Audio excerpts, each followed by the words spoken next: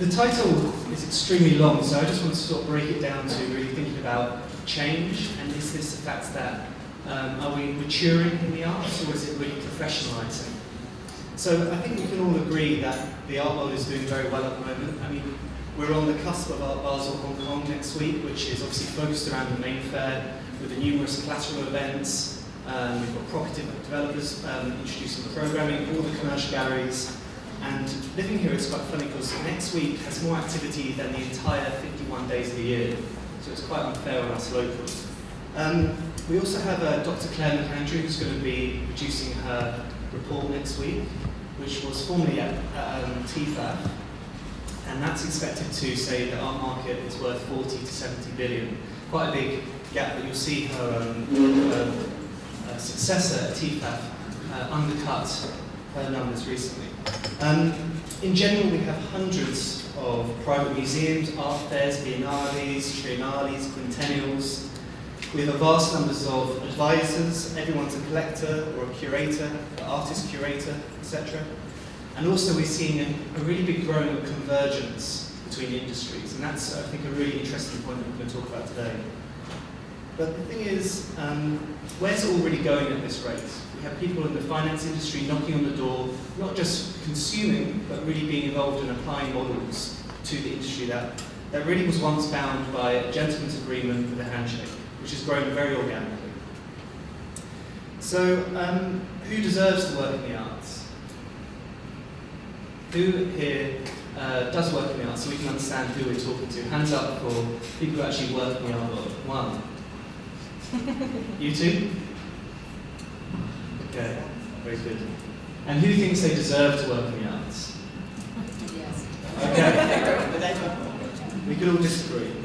But maybe has the traditional pathway of working in the arts maybe changed, going from art schools into arts administration or even being an artist?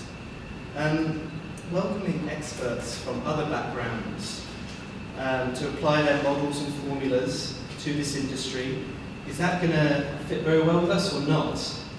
And often we'd like to talk about... Sorry, you said this industry is art of industry? We can talk about that, but I think so, yes. I do, yeah. I think it is an industry. So what we've got today, we'll use of our time, two people to come together, experts to talk about this. So the interrupter, Guillaume, who is the collector dealer and recently the artist, as mentioned by Andy. Is that confusing to some people? I don't know. To yourself, maybe? An EU diplomat, an expert of Asia affairs, Jolita. So, also it's good to talk about, maybe the roles hasn't changed, but maybe it's the tools we actually use to execute the roles have changed themselves. So, Guillaume, if I can start with you as you've got the microphone. You've been active for a while now. Just said you were in Hong Kong before I was even born, which we won't forget the dates. But how's your role changed, sort of the role of the dealer? Do you find that people that walk into the gallery have changed? The audience profile has been advancing, evolving, staying the same? What are you seeing? Well, my journey in art started primarily as a collector, quite seriously almost 20 years ago now. The gallerist and dealer is much more recent. And it's the result of friends and increasingly the public being exposed to our collection, coming to us and saying, how do we do this?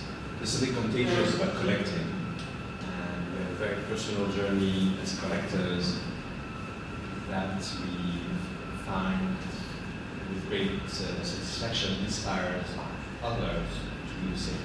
That led to starting Art Porters, which is the name of the gallery.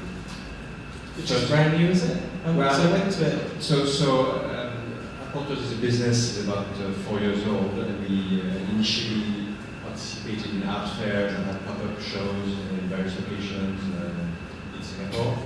And we've just opened a permanent space in Singapore in a beautifully conserved shophouse just outside in Chinatown, which is where all that happen anytime. So I can't really compare what the public of a gallery is today as 20 years ago. What I can compare is, speaking mostly for Singapore, I've been now for 22 years, is the art scene overall. When I moved to Singapore, if I simplify, there was no art scene. Today, it's thriving. I mean, it's obviously slowed down a bit in the last 2-3 years, but there's dozens and dozens of galleries. There's lots of things happening. Art Week in Singapore, which doesn't have quite as an event, but so we're going to have here in Hong Kong. But there's loads happening. So clearly, one of the things we've seen in the past few years is how art has become mass. So as a case in point, there's a great phenomenon, it's a global phenomenon, which is affordable art fair. So there's one in Hong Kong, Singapore is now the only city in the world that happens twice a year, and that brings people from all walks of life, all walks of life into art, which we think is fantastic. We don't think art should be only for elite. Art can add joy in everyone's life, and there's art for every budget. One of the most famous collections in the US, someone will know their name, I think he was a postman, and I'm not sure what his wife was doing, so they were buying the small work of paper, whatever, $10 a month or something, and they built a world-class art collection. Yeah, I think talk about the mass. I think we should move on to later, because the point of accessible art, I completely agree, it should be for everyone. But the point of actually consuming, collecting, not everyone needs to really own the art. People need to have access to it, which is another stream of sort of public institutions. But just to bring it across, and you've got to share your microphone a little bit. I think it's obviously sometimes I think sitting here we forget that within the context it takes place within. It's good to talk about Singapore and obviously Hong Kong and in Asia. So talking about, because you've worked in Asia and in Europe, do you feel that Asia is almost not so much reinventing the model, or maybe as it's just grown in significance, we now see a different way to do things that we've seen in maybe the Western structure of things?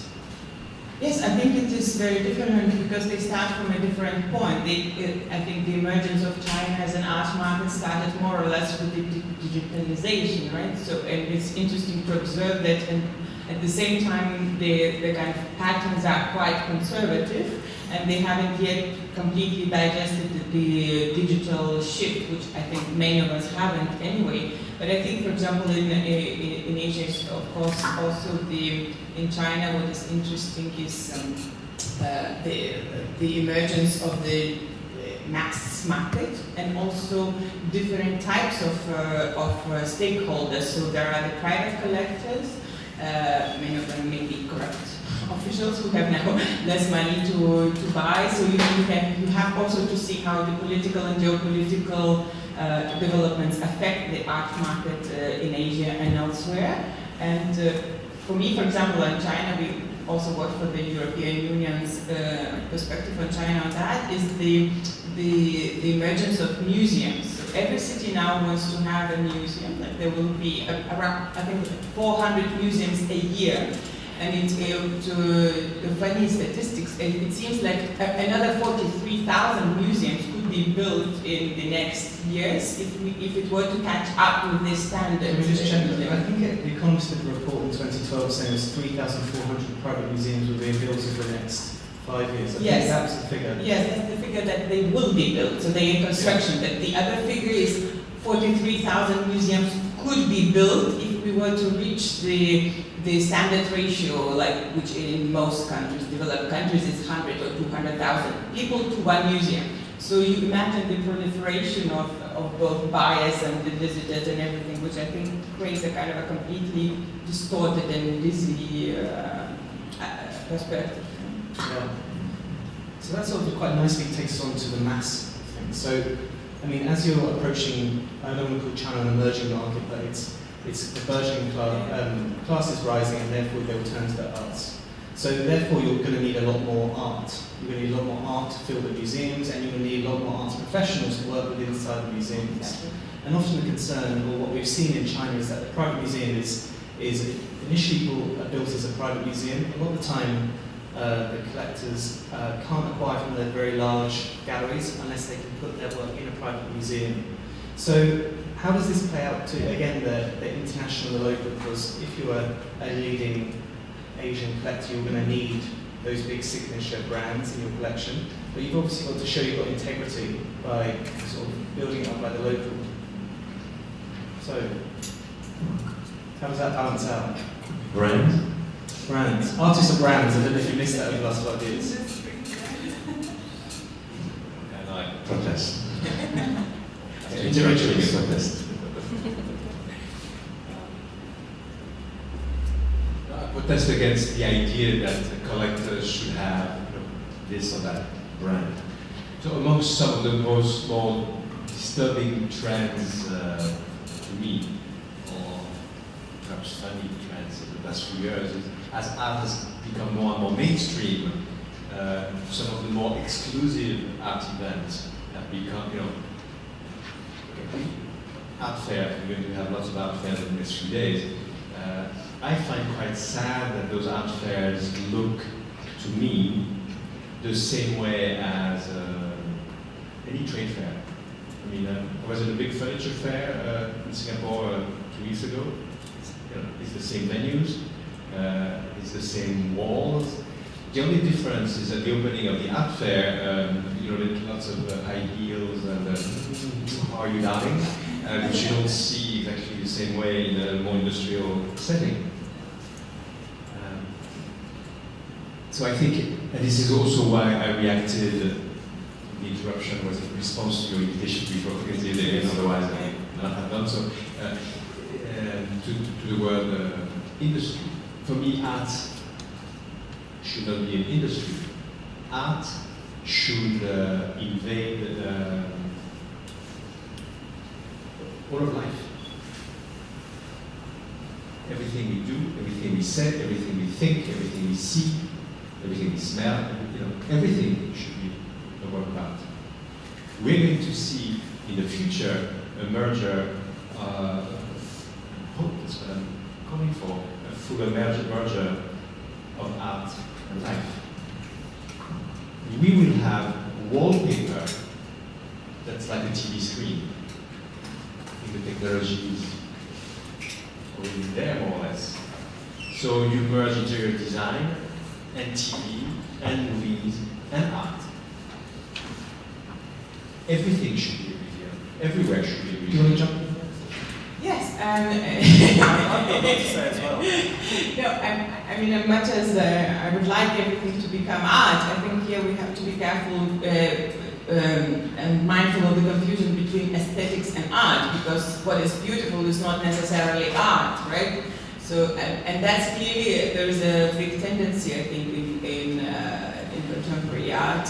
Apart from creating ugly things, there's another tendency thinking that any cute thing is art, which I think is not, right? So I think it would be fantastic that everything was art, but the art also includes a part of the skill, right? So it's not only what is beautiful.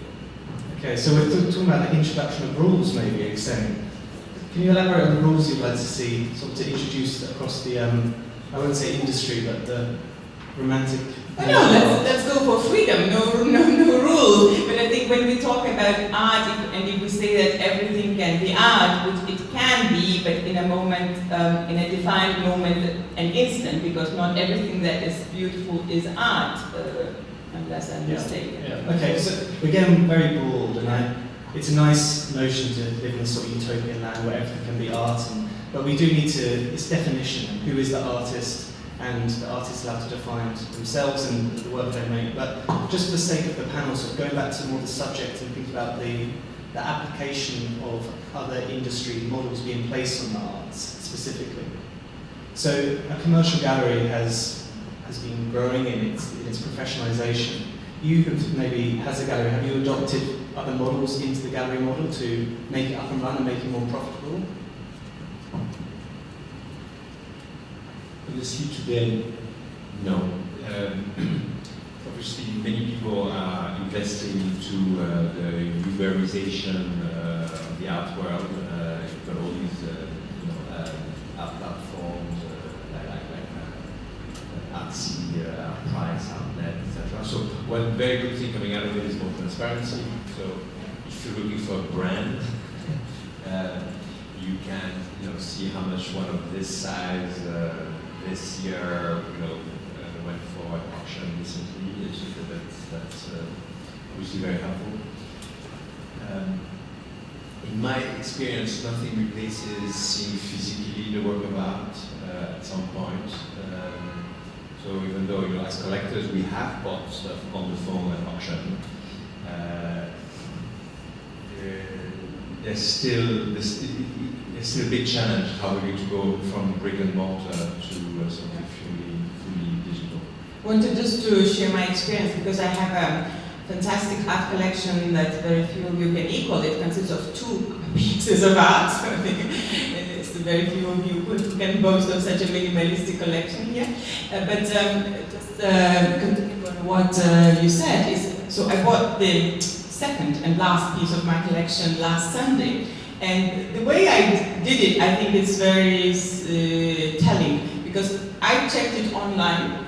So I knew the artist, I checked it online and on one platform, but of course I didn't buy it online, right? Then I contacted the artist, I knew who were her dealers, and then I went to see the piece, right, myself, not to mention that I had to smuggle it then on the plane myself as well. So I think this is a very interesting point about us talking so much about the digital shift, but not completely jumping yet. And there are reasons for that, right? Because there's a big radical change in our literacy and perception of the world in general, and visual literacy as well. Because we're now always used to the screen. We see everything through the screen, which is a kind of a veil. So, but you have the illusion of objects being very immediate and close to you, but at the same time they're distant, and that somehow you still have to go and check it. So that's I think something that we will all have to take into account in future consumption patterns of art. Or you don't want to speak about consumption, but about the perception and enjoyment of art. Yeah, I mean, talking about the physical is very interesting because obviously many discussions will revolve around Instagram, which has seen the most sort of popularization of not just the platform, but the way it's been adopted by the arts. So there's artists who are self-funding themselves and operating like the dealer, and they will find their collectors through their own feed. And people are buying directly through that feed without seeing the physical. And also, you could feel that young artists at art school are making work for their Instagram. They're making it for the photograph. So there's a real change of mindset which we're seeing, because once upon a time people said no one's going to buy shoes online, and now we're going to buy shoes online. And that is happening to the arts as well. So is this good or bad? And fundamentally, is it going to affect full circle what's coming out of our art schools? Any thoughts on that? I think eventually people will start. I mean, I think there will be artists who will conceive their art already, even if it's kind of a physical piece of art, but they will conceive it for digital viewing, right? So I think those artists who are flexible and quick adapting will start to think, okay, this piece of art is fine on the wall, but how does it look on Instagram? That's natural. I think then we will see maybe new ways and new dimensions of the physical art itself. But I think maybe this is a nice, one point saying art's for everyone, and maybe this is a nice way that everyone can access art. They consume it on their phone, they like it, it shows an endorsement. This is the ultimate democratizer. So maybe everyone can now own it in a very digital sense, and only the true elite can own the physical. Would that be a good or a bad thing, do you think? Yes, of course, it's a wonderful thing.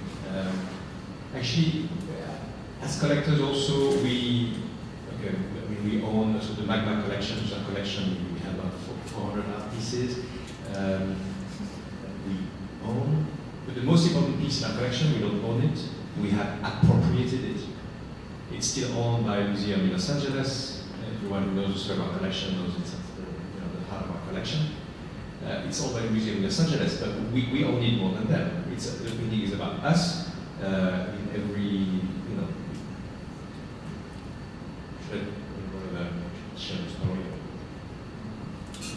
Is it long? Is it good? it's good. Okay, no, I'm the judge. I'll be the judge. So, at the heart of our overall art experience, there's a painting in a museum in Los Angeles that I saw for the first time about 18 years ago. I had just met Mark, who's my life partner, in Singapore where we live, and we decided to go on a vacation together that took us to Los Angeles. And because we both like contemporary art, one of the first things we did was to go visit the museum, and here we are at Macao in downtown LA, in front of a painting by Roy Lichtenstein, who happens to be my favorite artist. I mean, one of the first I could recognize as a teenager because of the comic book images. So anyway, we just know each other for 1 month. We halfway around the world for a Frenchman and Singaporean in front of a painting by my favorite artist. The painting is called Desk Calendar. It's a large black and white canvas. It depicts the desk calendar. One of those appointment books people used to have on their desk with a wooden base, 2 metal arches, and you turn the pages, so there's 2 pages per day, where you scribble appointments and phone numbers and whatever. So Lichtenstein had blown up and transformed probably his own appointment book with a number of inscriptions. The first thing I see is the date at the top middle of the painting, which is Monday, May 21, 1962. So I see this date instantly, because that's the day I was born. Then on the left-hand side of the painting, there is a planning for the year with the 12 months. And there's one date circle and only one date circle with an arrow pointing to it. And that is October 26, which happens to be Mark's birthday. So that's the opening act in what we call the calendar story. So that's a very long story because there's many more. What's the point of it? I don't understand. What's the relevance? Say again? What's the relevance of the story? I don't understand. You saw 2 dates that reflected you and your partner? On that one painting. Okay. On the calendar. So this is what put us on a course to collect. So that painting, Desk Calendar by Roy Lichtenstein. Oh, was the physical experience that you went through. You went away, you saw the art, and then you had a connection between you and your life partner through a physical piece of art, and that sort of set you on your pathway of collecting. But you couldn't have had if you were sitting on your sofa going through Instagram together? No, because that's not the point. I'm talking about appropriation. Okay. Owning versus appropriation. Then. So this painting talks about us. So when we collect, we are buying work that speak about us. You buy a painting with this woman with a red dress because she reminds you of your grandmother. You buy that painting with a blue house on a field because it's your wedding anniversary. Everything talks to us. In this case, it's extremely obvious. The day of my birth, my life partner, it's not yet my life partner, I just met him 1 month before birthday. But this painting, we could not buy it. Museums don't sell usually. That's a weird question of whether I could afford the painting. But we appropriated it in many other ways. It talks about us and how everybody who sees the painting knows that. So the connection, we're getting it. Everyone who acquires needs that connection. Yes, but the connection will go much further. So over the years, so we decided, so in July 99 we meet, in August 99 we follow this calendar. In September 99 we moved together and we had this conversation. We would like our grandchildren to tell their grandchildren about this painting. And we're not too sure how to have the grandchildren, so this is when we decided to collect seriously as a way to leave a legacy of the story and to express our gratitude for the most romantic thing that ever happened. Now, where the appropriation goes further, this is when you go from collector to artist. So if you understand, we can equate appropriation and owning.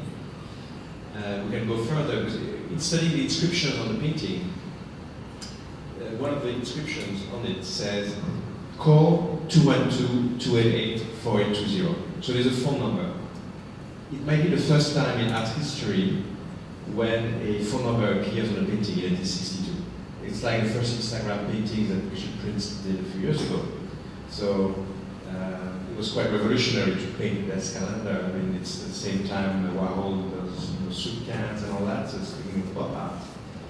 So that phone number in 1962 was Leo Castelli phone number. He's merchant, so in a cheeky kind of way, which I was saying, in a very contemporary way, was saying, call this number by my painting. Now this phone number, after many episodes and kind of stories, is now mine. So now this painting by my favorite artist is the day of my birth, my husband's birthday, and my phone number on it. So when the painting is on show in Los Angeles, or when they lend it to other museums, people, they are in front of 1962 painting, they see this instruction by the artist written in painted in 1962 to call that number, and they call. They call me. So you bought the number, did you? The number is mine. Have you got anything to come in on that? I'm speechless. I would like to have the number. Well, 212 to 8.20, you can call. No, but you're a philosopher.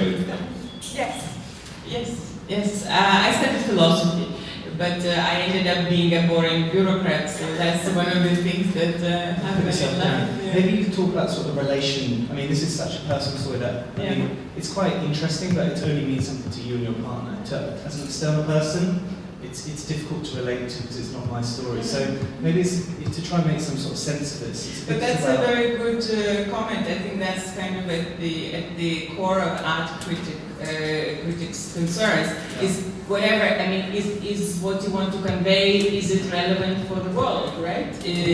So you think that his story is only relevant for him, and I think that is one of the most important things that differentiates art from just another thing. Is that the artist's capacity to universalize their concerns, and for that I think you need both to have some genuinely universal message, but also sometimes I think also just a kind of a confidence in that it is relevant, and it's a bit like a speech act. So, but in visual terms, that by exposing your story and being naked to the public, you make them believe that it's universal, that it's relevant, right? Because in the end, you can always relativize and say, well, this is not relevant for other people, this is very personal, but if it's not personal, then it's worthless as well, right? So this is I think the main tension in the art has always been between the personal and the universal, and those who manage to combine it and convey, those are successful artists. Okay, so I mean, to try and move it on, to try and think about the volume now, because if the volume's going to be so vast that there's going to be more artists who will put them out on their own platforms, because there's so many different channels to engage with art now. Once was the physical, and then there's now the digital, and there's a variety of digital platforms. So where are we going to be going maybe in 5 to 10 years? If we think about where we currently are, reflecting over the last 2-3 years, and then in 5 years, what do you project for us? What can I project? I think, this kind of fragmentation and proliferation of artists and also art fairs and art markets, it will continue until a certain point of saturation. I think that is a very clear stance. And what the art market will look like in 5 years, I think it will. Don't know what it will look like. I mean, it's very difficult to tell. I hope it will be more radical, because I quite agree with what you say. I think the artists, even though often they are seen as the revolutionary, non-conformist, I think they are actually quite conservative. So I hope that with the digitalization and the kind of the more popular access to art, there will be more radical artists who really think out of the box. And that is my hope. Not so much a prediction, but a hope. Yeah. So Guillaume, looking forward as well for your own collection and you making art, and thinking about, I do like to come back to the whole point of professionalisation for the industry, which I certainly work within, and whether that's going to make artists less creative and less provocative, because they want to have a broader audience, they want to be able to have it in shopping malls, they want to be able to have it on their, have 1,000 likes, 100,000 likes. What do you think that's going to happen to the artist, and then in relation to you making art and collecting it? So, vast question. But the first exhibition of our collection was in a shopping mall. In fact, Cheryl was in the room as part of that. And we were looking for a place in Singapore where to have that first exhibition. And in the end, not that many doors open to us, and we had a choice between a very commercial space, which was an opera gallery in an Iron shopping mall, because brand new, and a white box far away and hard to access. And we were torn, and we choose to be with opera gallery and Iron in a very open commercial space, and that worked fantastically. We were so happy to have people from all walks of life that could come in and enter our story and find more of connections and discover the universality of it. So, yes, it is very it brings a lot of satisfaction to, just a like on a personal Facebook page is brings satisfaction to an artist, even more so. But I think the more fundamental question, I mean, is what is an artist, or what is an artist's job if you think it's an industry? So to me, what an artist does is he or she is compelled to share with the world his or her unique perception. Or he or she is aware that each of us see the world differently.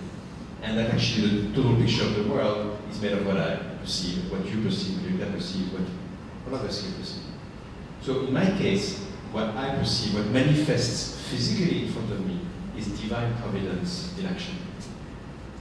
So my video work, which is on show at the Contemporary Jewish Museum in San Francisco, which you can see online as well, is video conversations of short excerpts of long hours of video conversations with the people who called this calendar and who share their story of divine providence. You made work about the story calendar. You made work. That is big for you, right?